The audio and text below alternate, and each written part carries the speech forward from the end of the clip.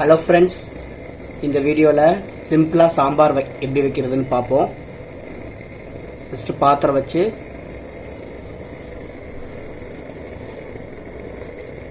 தேவையான பருப்பு போட்டுருங்க. பருப்பு முதல்ல வேகட்டும்.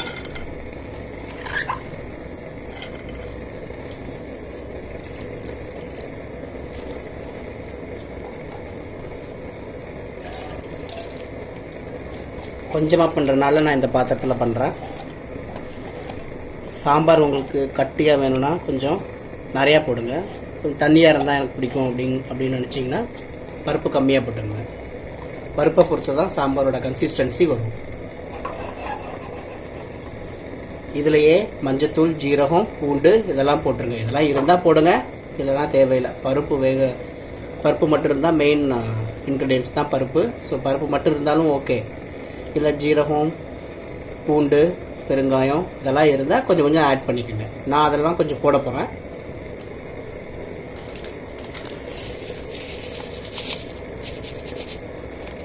ஜீரகம் போட்டிருக்கேன்.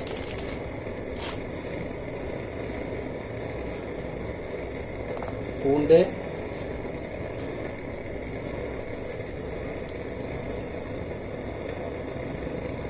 பெருங்காயம் போட்டிருக்கேன்.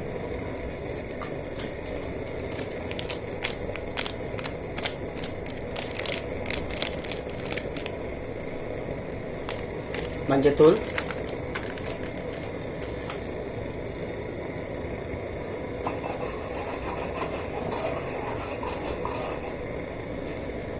ஸோ பருப்பு வேகட்டும். வெந்ததுக்கப்புறம் பார்க்கலாம்.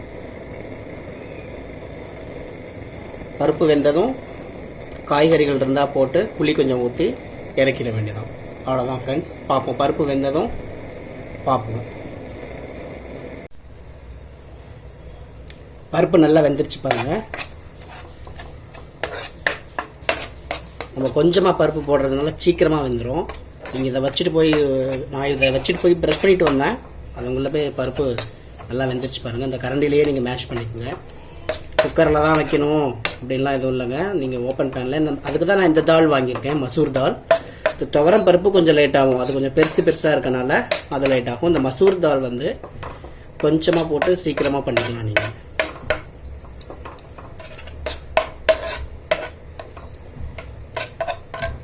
இன்னும் நீங்கள் காய் இருந்ததுன்னா காய் போட்டு வேக வைக்க இன்னும் கொஞ்சம் பருப்பு வேகும்.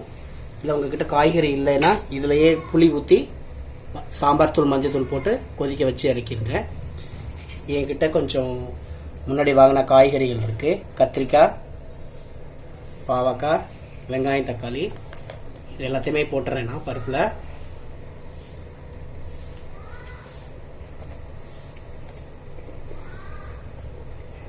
எண்ணெயெல்லாம் ஊற்றி தாளிக்கலைங்க.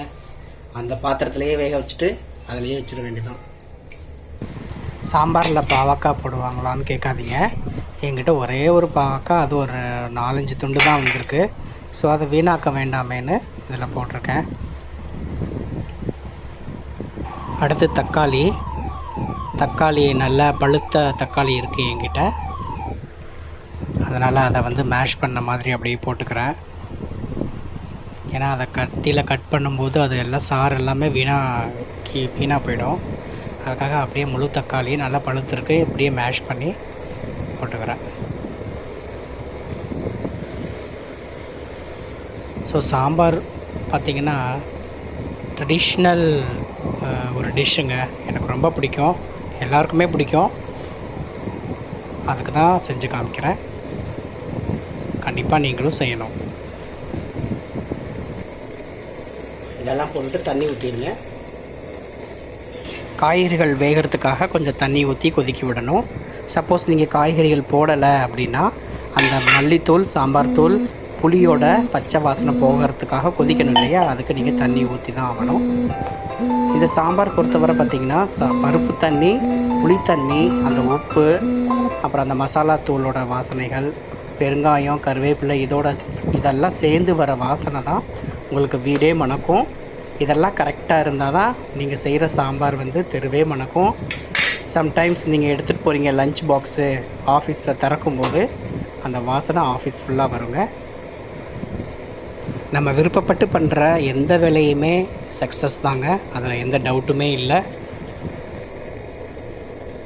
தேவையான அளவு உப்பு போட்டுருங்க. உப்பு எப்பயுமே கம்மியாக போடுங்க, ஏன்னா நம்ம கொஞ்சமாக பண்ணுறதுனால உப்பு வந்து பார்த்து போடணும். சம்டைம்ஸ் நிறையா போயிடும், சாப்பிடவே முடியாது. உப்பு இல்லாட்டி கூட சாப்பிடும்போது போட்டுக்கலாம்.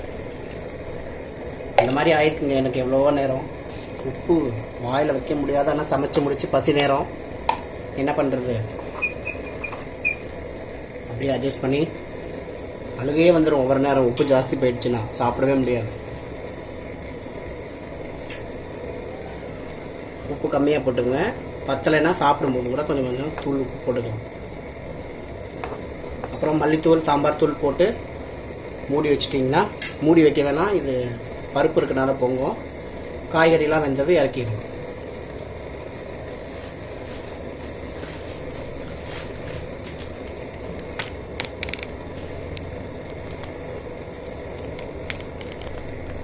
மல்லித்தூள்,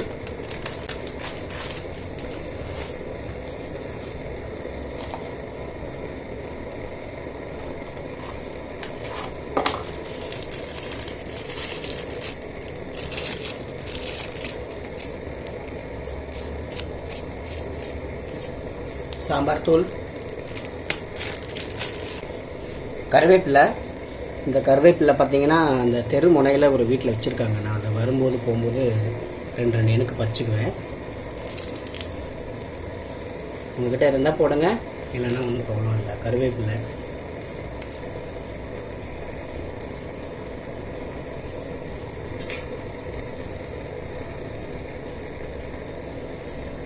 இன்னும் ஒரே ஒரு தான் பாக்கி இருக்குது ஃப்ரெண்ட்ஸ். புளி கரைச்சி கொஞ்சமாக ஊற்றணும். அதுக்கப்புறம் அவ்வளோதான். காய் வந்ததும் சாம்பார் ரெடி. நீங்கள் குயிக்காக காலையில் சாம்பார் வைக்கிறதெல்லாம் லேட்டு, அதனால் வைக்க முடியாதெல்லாம் யோசிக்காதீங்க. நீங்கள் வேலையை பார்த்துக்கிட்டே கூடையும் அடுப்பில் ஒரு கன்று பார்த்துட்டிங்கன்னா ரெடி ஆகிடும். ஆஃபீஸ் போகும்போது கிளம்பி பேக் பண்ணிக்கலாம். போதுமான அளவு தண்ணி ஊற்றிருக்கு. ஸோ நல்லா கொதி வரட்டும். மூடி போட முடியாது, ஏன்னா பருப்பு இருக்கிறதுனால பொங்கி ஊற்றும். அதனால் மூடி போடாமல் இது வந்து கொதித்து அந்த தூள் வாசனையெல்லாம் போகட்டும். இது காய் வேந்ததும் நான் புளி ஊற்றும் போது பார்ப்போம். ஒரு 5 நிமிஷம் இருக்கட்டும், அப்புறம் பார்ப்போம். 5 நிமிஷம் ஆயிடுச்சு. காய் வெந்திருக்கு பாருங்கள், ஓரளவு காய் வெந்துருச்சு. இந்த கலருமே கொஞ்சம் நல்லா சாம்பார் கலரில் வந்துருக்கு பாருங்கள். இந்த ஸ்டேஜில் கொஞ்சோண்டு புளி ஊற்றிங்க. கொஞ்சமாக புளி பேஸ்ட்டு நான் ஊற்றுறேன். சப்போஸ் உங்கள்கிட்ட புளி இல்லை அப்படின்னாலும் பரவாயில்ல ஃப்ரெண்ட்ஸ், ஒரு தக்காளி எக்ஸ்ட்ரா போட்டுக்குங்க. தக்காளியும் இல்லை அப்படின்னாலும் ஒன்றும் ப்ராப்ளம் இல்லை. இந்த சாம்பார் புளி இல்லாமல் இந்த ஒரு தக்காளி போட்டிருக்கோம். ஸோ இதுவே போதுமானது, டேஸ்ட்டு நல்லாயிருக்கும். சம்டைம்ஸ் இட்லி சாம்பார்லாம் பார்த்திங்கன்னா புளியே ஊற்ற மாட்டாங்க. அப்படி ஊற்றினாலும் கம்மியாக தான் ஊற்றி பண்ணுவாங்க. காரத்துக்கு மிளகாத்தூள் வேணும்னா போட்டுக்குங்க, இல்லை காரம் இல்லாமல் சாம்பார் கொஞ்சம். ஏன்னா நம்ம மித்த குழம்பு காரக்குழம்பு வைக்கும்போது ஏதோ நம்மகிட்ட இருக்கிறத வச்சு செய்கிறதுனால அதுலேயே கொஞ்சம் வேரியேஷன்ஸ் இருக்கணும் இல்லைங்களா டேஸ்ட்டு. அதுக்காக சாம்பார் தூள், இது மிளகாத்தூள் காரமாக இல்லாமல் சாம்பார் வந்து அது ஒரு டேஸ்ட்டாக இருக்கும். அந்த பருப்பும் புளியும் சேர்ந்தால் காரம் இல்லாமல் அது ஒரு தனி மணமும் சுவையும் இருக்கும். ஸோ இப்போ புளி ஊற்றிருக்கேன். உங்களுக்கு இந்த ஸ்டேஜ்லேயே இருந்தால் ஓகே அப்படின்னா வச்சுக்கலாம், இல்லை எனக்கு கொஞ்சம் தண்ணியாக வேணும்னா தண்ணி ஊற்றி வச்சுக்கலாம். ஸோ இது 2 வேளைக்கு வருங்க. எப்போயுமே இப்படி தான் ஸ்டார்ட் பண்ணுறது, ஒரு வேளைக்கு ஒருத்தருக்கு செய்கிறதுன்னு. அந்த 2 வேளை வச்சு சாப்பிட்ற மாதிரி தான்.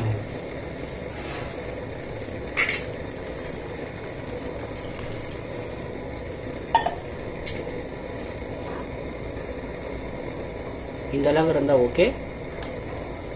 இன்னும் ஒரு 10 நிமிஷத்தில் நான் நிப்பாட்டிடுறேன். இட்லி தோசைக்கு இந்த இது ஓகே. சாதத்துக்கு இந்த கொஞ்சம் கொதி வந்து கெட்டியானா நல்லாயிருக்கும். சாம்பாருக்கு சைடிஷ்க்கு டைம் இருந்தால் உங்களுக்கு காயும் இருந்ததுன்னா உருளைக்கிழங்கு அந்த மாதிரி பண்ணிக்கலாம். உருளைக்கிழங்கு மசாலா, இல்லை உருளைக்கிழங்கு பொடி மாஸ் அந்த மாதிரி, இல்லை அப்பளம் இருந்தால் அப்பளம் பொரிச்சிக்கலாம்.